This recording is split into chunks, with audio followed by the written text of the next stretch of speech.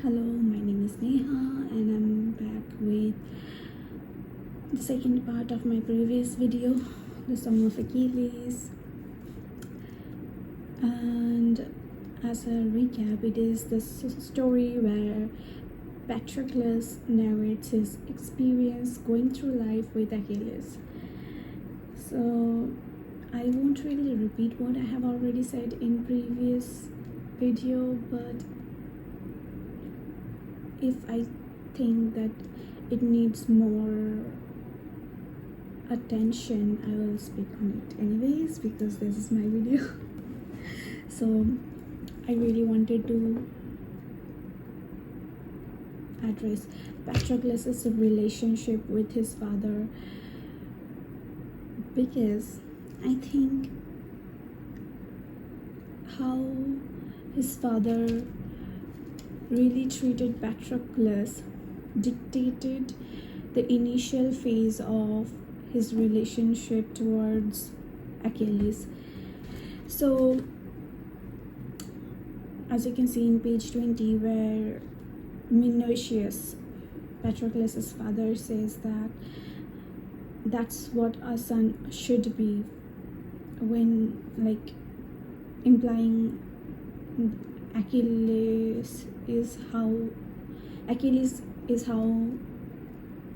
a prince, a king's son should be, which really affected Patroclus' self-esteem and how he was always underappreciated, which really made him apprehensive towards Achilles towards the initial phase of their interactions, like when he just moved to Lycia.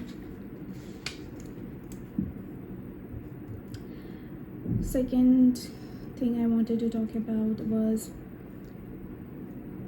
how we were never really told why Achilles chose Patroclus as his aide or his lover. We were of course, it was Patroclus's a version of the story, but even so, Achilles really talks about a lot of things, but he never says why really he likes or why really he chose Patroclus as either of those things, aide or lover. I also wanted to talk about Helen's story, but let's keep it for the later part. Another thing I wanted to talk about was Thetis, the sea nymph who lived in a cave under the sea. How should I say it? Thetis really had gone through a lot of hardships. She didn't really wanted to marry Menoetius, but she was forced into doing so and was basically raped into getting a baby boy and all those things.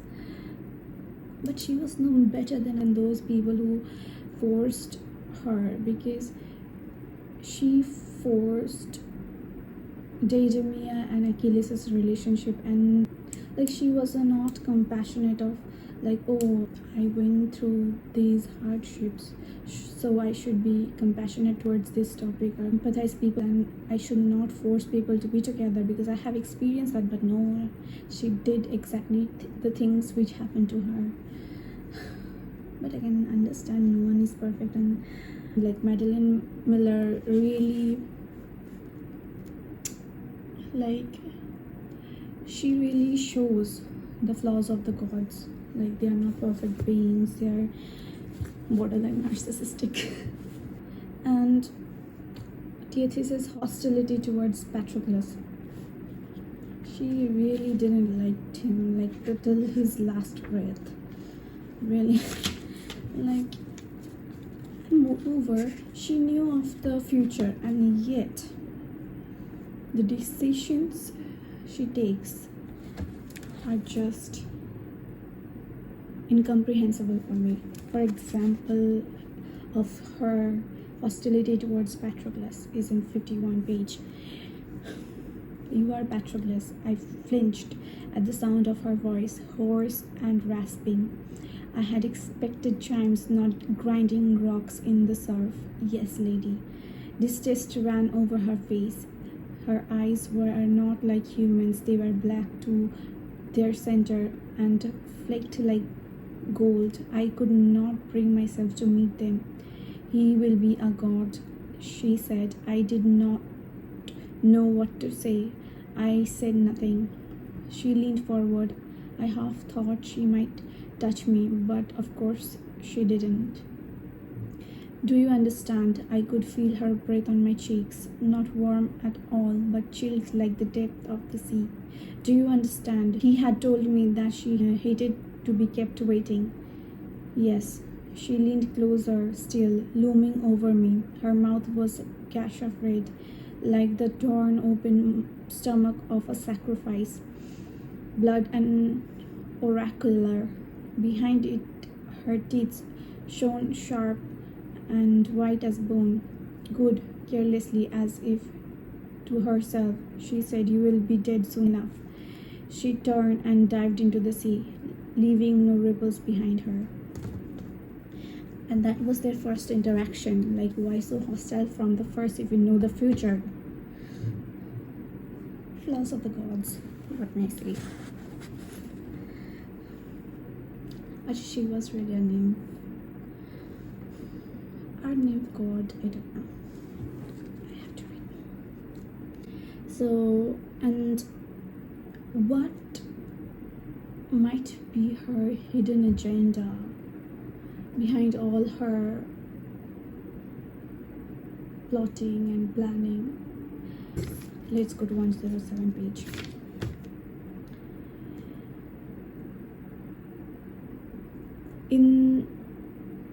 When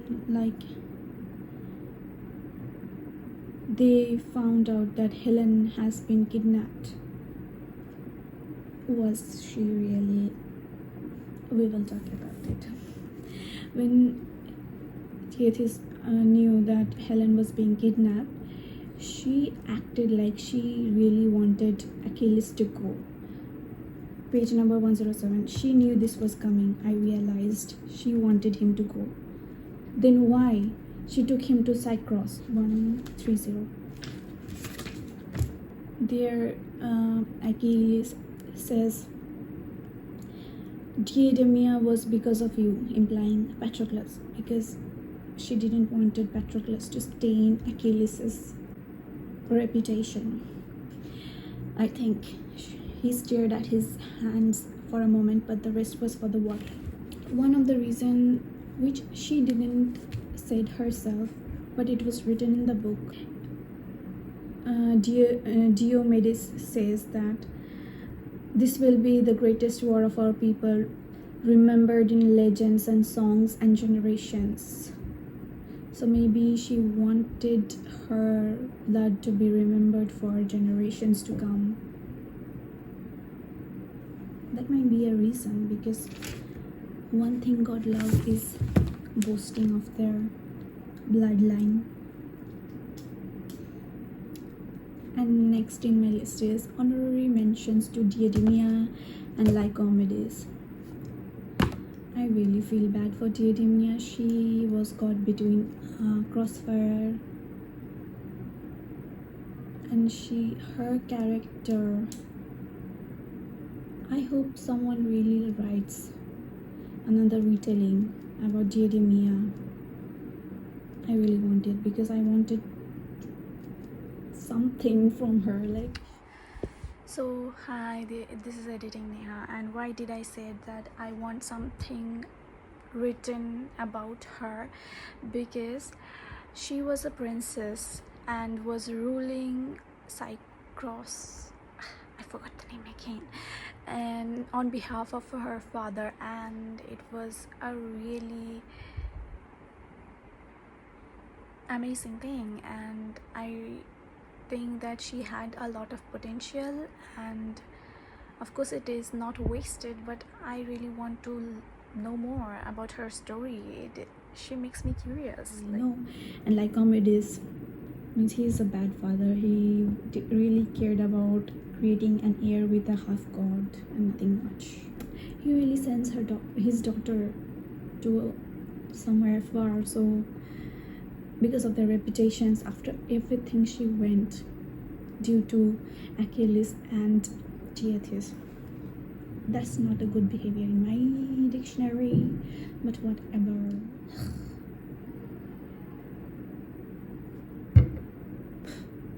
Diomedes, I can understand. No, I can't understand Diomedes. Diomedes, I can tolerate. One person I find my blood boiling is Odysseus. They both came to Cyprus to manipulate Achilles into going to Troy. They manipulated him. How? Let's get into that. I think Thetis's bad planning really helped these two characters, gave an upper hand. I shouldn't say jokers because I read Circe, and after reading Circe, I hated Odysseus even more. I think due to her poor planning, they got an upper hand. How?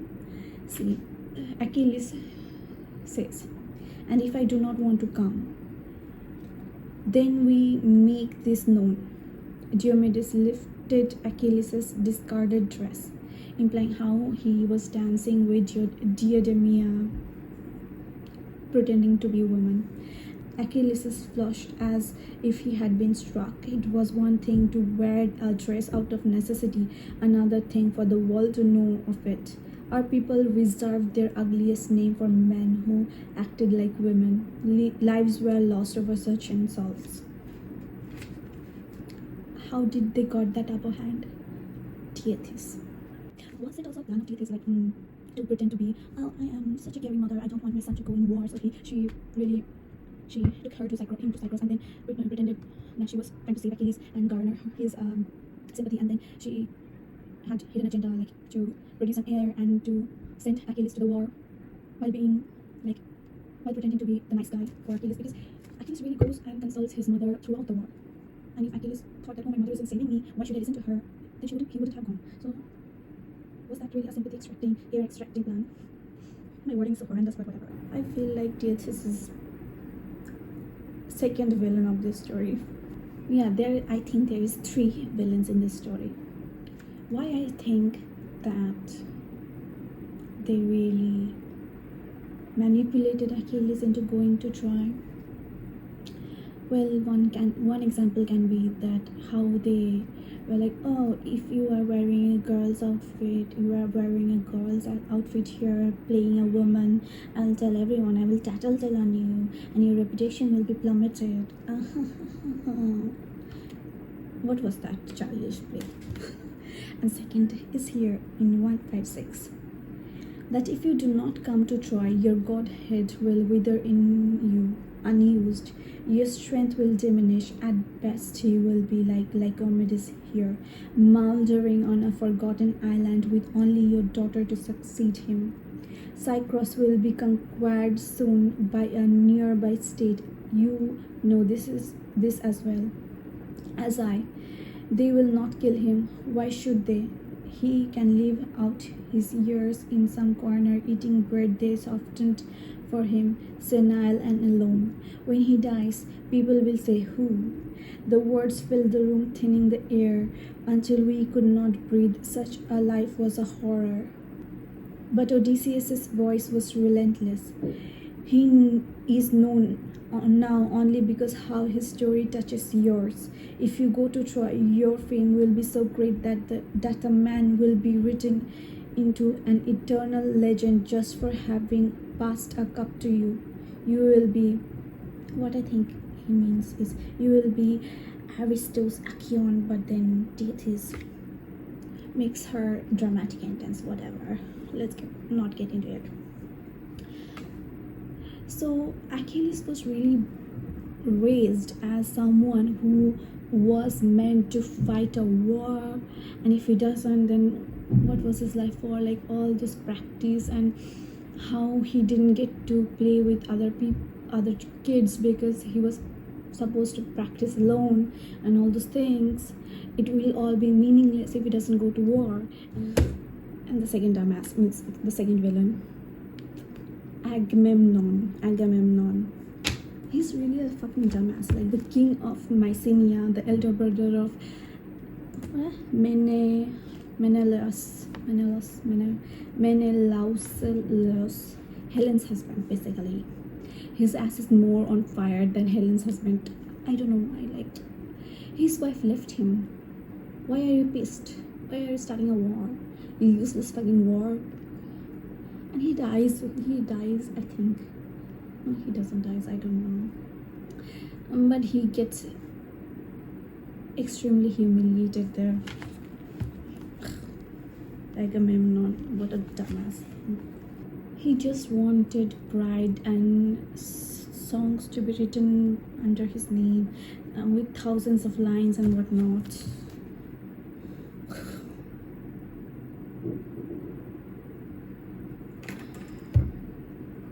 Let me think one more.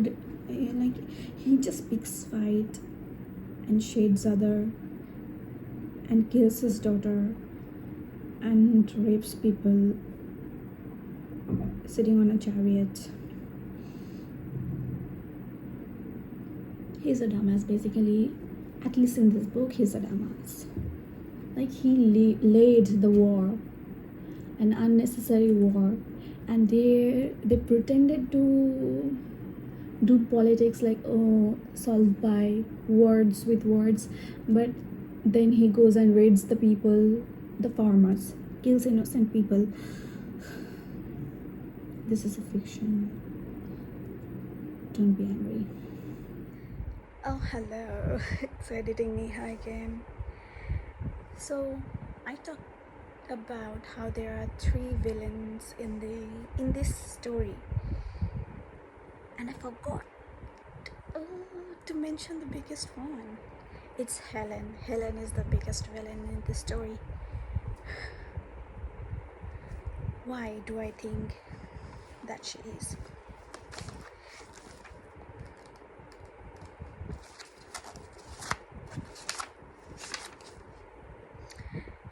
She chose Menelaus out of all the suitors.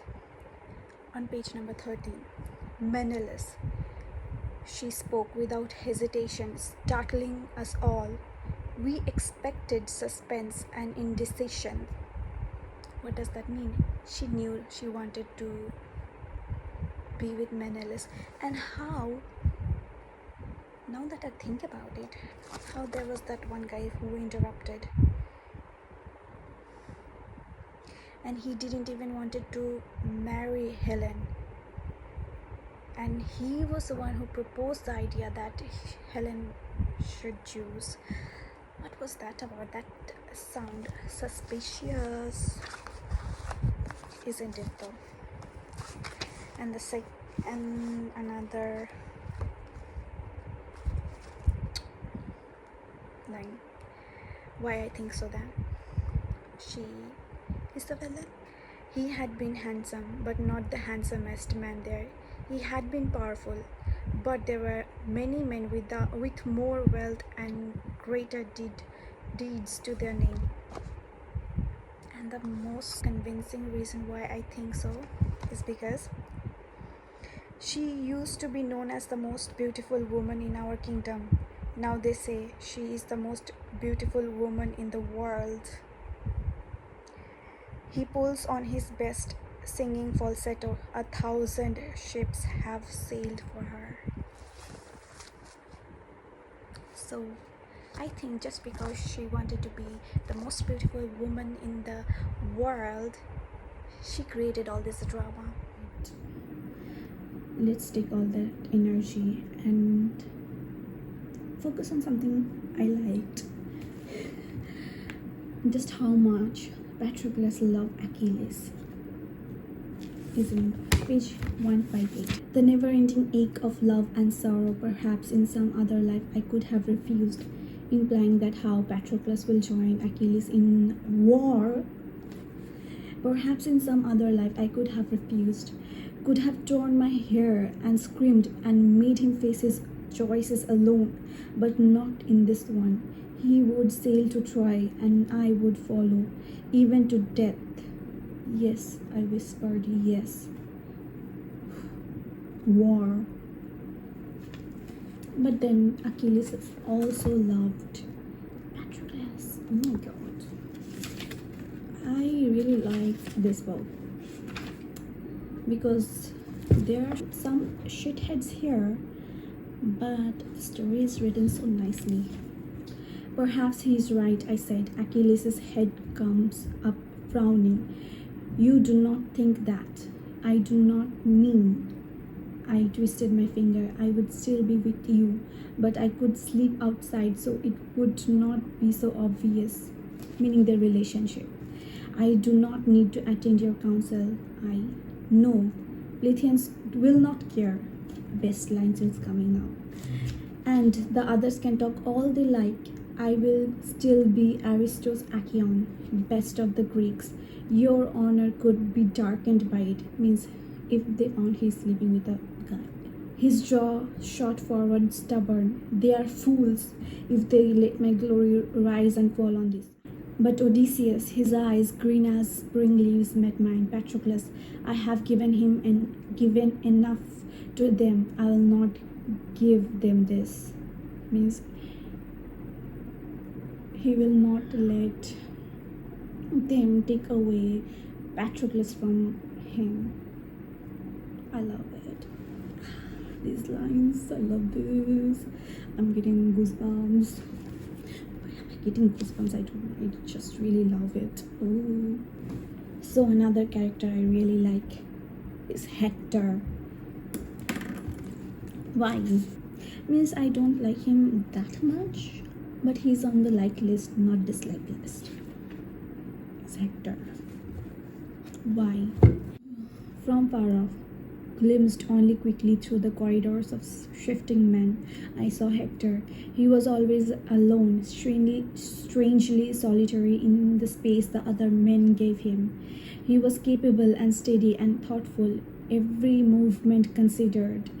His hands were large and work roughened, and sometimes, as our army withdrew, we would see him washing the blood from them. He could pray without pollution, a man who still loved the god, even as his brothers and cousins fell because of them, who fought fiercely for his family rather than fragile ice crust of fame. And another character I like is Briseis. A strong woman, despite being a war prisoner, she counted kindness instead of cruelty against her and her countries.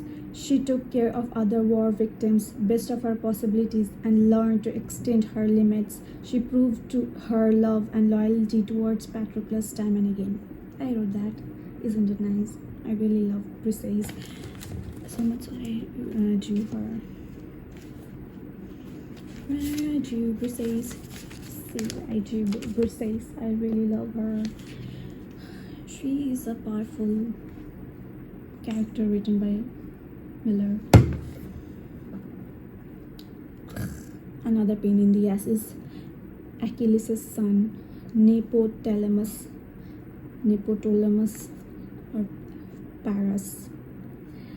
He's a literal embodiment of disappointment. Like, he's a disappointment. First of all, when he comes, he denies, like, how he treats Briseis, and then how he treats Patroclus' dead body. He literally have no respect. Perhaps, and how he was killed. How you know? He was killed by Agamemnon's son. For what? He stole Agamemnon's son's bride and raped her.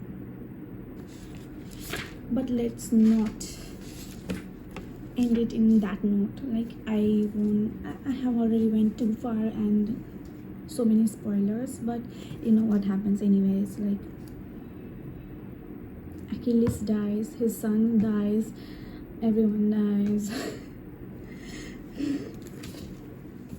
But Thetis do come, like she does come along and she helps Patroclus. Like she doesn't help, like she give Patroclus the respect he deserved, and then he was able to go to the other side with Achilles, and they are living happily ever after. I love that. In the darkness, two shadows reaching through the hopeless, heavy dusk, their hands meet, and light spills in a flood like 100 gold urns pouring out the sun. The last few lines, I love Madeline, and I hope to read Galatia as well. I want in paperback because see, the Circe and these two are in paperback, and I wanted to continue having paperback, and I want Galatia in paperback. Bye bye.